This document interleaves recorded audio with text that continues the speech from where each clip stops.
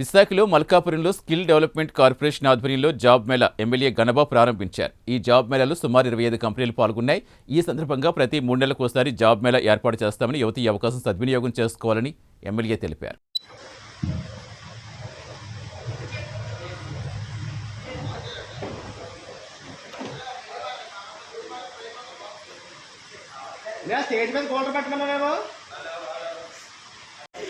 అక్కడికి వెళ్ళండి అమ్మా, అక్కడ కూడా రిజిస్ట్రేషన్ ఏమైనా డౌట్స్ వస్తే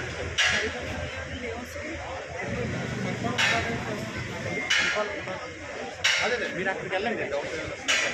ప్రాంతంలో ఇక్కడ మల్కాపురం ఈ కళ్యాణ మండపంలో మన ప్రభుత్వం మన ప్రాంతం ఎమ్మెల్యే అయినటువంటి గణబాబు గారు ఇక్కడ ఈ జాబ్ మేళాని మీ అందరి కోసం మీకోసం ఆయన వార్డులో ఉన్న ప్రతి ఒక్కరికి ఒక మంచి ఉద్యోగ అవకాశం కలపాలని నిరంతరం ఆయన కృషి చేస్తూ మరి ప్రజల్లో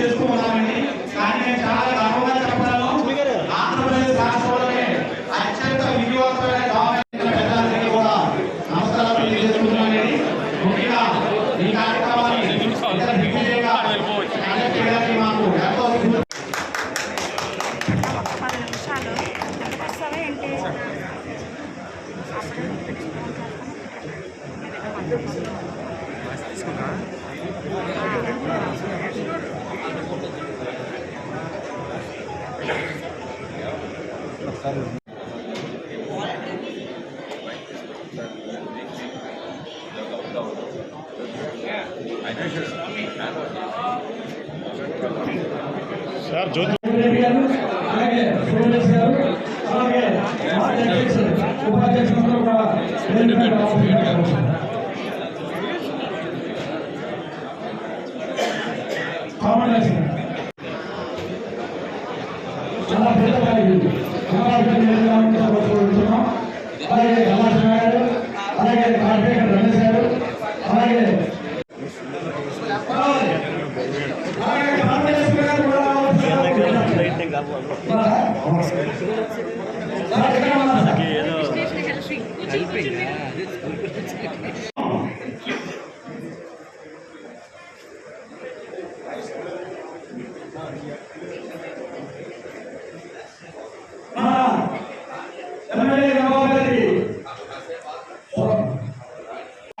వారితో పాటు కూడా రావాల్సిందిగా కోరుతున్నాం. మన ప్రీతం నాయకులు మన ఎమ్మెల్యే గణబాబు గారు ఇచ్చేశారు. వారికి స్వాగతం స్వాగతం స్వాగతం.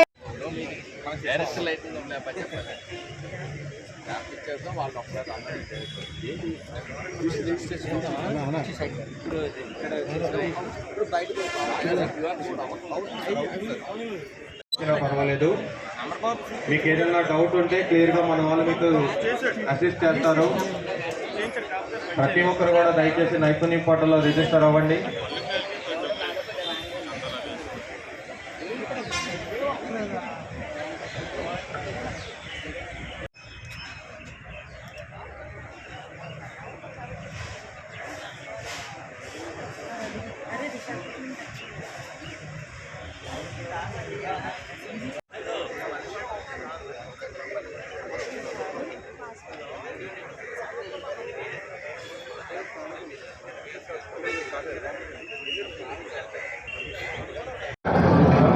మన పారిశ్రామిక ప్రాంతంలో ఈ జాబ్ మేళా నిర్వహించడం, ప్రతి 3 నెలలకోసారి ప్రతి నియోజకవర్గంలో కూడా ఈ మేళాస్ కండక్ట్ చేయాలని చెప్పి గౌరవ ముఖ్యమంత్రి గారు చంద్రబాబు నాయుడు గారు వారి ఆదేశాల మేరకు అటు ఎంప్లాయ్మెంట్ ఆఫీసర్సు, ఒకవైపు స్కిల్ డెవలప్మెంట్ కార్పొరేషన్ సంయుక్తంగా మన ప్రాంతంలో ఉండేటువంటి పరిశ్రమలు కావచ్చు, ఇతరత్ర వ్యాపార సంస్థలు కావచ్చు, వారందరినీ ఒక చోటకి చేరిస్తే యువతకి ఒక మంచి వేదిక ఏర్పడుతుంది. ఆ వేదిక ద్వారా వారు వారి వారి హోదాలకు తగ్గట్టుగా, వారి ఎక్స్పెక్టేషన్స్ తగ్గట్టుగా వాళ్ళకొక ప్లాట్ఫామ్ కనుక క్రియేట్ చేయగలిగితే వాళ్ళందరికీ కూడా ఉపాధి అవకాశాలు కలుగుతాయి. అలాంటి వేదికలు ఏర్పాటు చేయాల్సింది అని కోరితే మన నియోజకవర్గంలో ఇప్పటికే 2 మేళాస్ కండక్ట్ చేయడం జరిగింది. గోపాలపట్నం, అదేవిధంగా ఐటీఐ జంక్షన్లో 2 ప్రాంతాల్లో కూడా అనూహ్యమైనటువంటి స్పందన, వందలాది మందికి ఉపాధి అవకాశం కూడా దక్కింది. అదే స్ఫూర్తితో మన పారిశ్రామిక ప్రాంతం ఇక్కడ ఎక్కువ మంది యువత ఈరోజు పార్టిసిపేట్ చేస్తున్నారు. సుమారు 25 కంపెనీస్ ఇక్కడికి వారికి కన్సెంట్ ఇవ్వడం జరిగింది. వారి రిక్వైర్మెంట్స్ కూడా అనౌన్స్ చేయడం జరిగింది. సో వారందరూ కూడా ఇక్కడ రావడం జరుగుతుంది. కాబట్టి ఇలాంటి ప్లాట్ఫామ్ అందరూ కూడా ఉపయోగించుకోవాలి. చాలామంది ఈరోజు ఆంధ్ర రాష్ట్రం వైపు పెట్టుబడిదారులను తీసుకురావాలనే ఉద్దేశంతో ముఖ్యమంత్రి గారు చేస్తున్నటువంటి కృషి, మీరు ఇటీవల కాలంలో విశాఖపట్నం కేంద్రంగా జరిగినటువంటి సదస్సు కూడా లక్షలాది మందికి ఉపాధి కలిగేటువంటి మరి కోట్లాది రూపాయల పెట్టుబడుల్ని మనం ఎంఓఎల్ ద్వారా చేసుకోవడం అనేటువంటిది కూడా ఒకసారి గుర్తు చేస్తున్నాను. సో అవన్నీ కూడా గ్రౌండ్ అయితే 2-3 ఏళ్లలో ఆంధ్ర రాష్ట్రంలో అన్ని ప్రాంతాలు, ఒక ప్రాంతం కాదు, గతంలో మైక్రోసాఫ్ట్ ఒక కంపెనీ హైదరాబాద్ రూపురేఖలు ఏ రకంగా మార్చింది, తెలంగాణ రాష్ట్ర ఆదాయంలో ప్రధాన భూమిక ఐటీ సెక్టార్ ఏ రకంగా ఉంది, ఆ నగరం ఎలా అభివృద్ధి చెందిందో అందరూ చూశారు.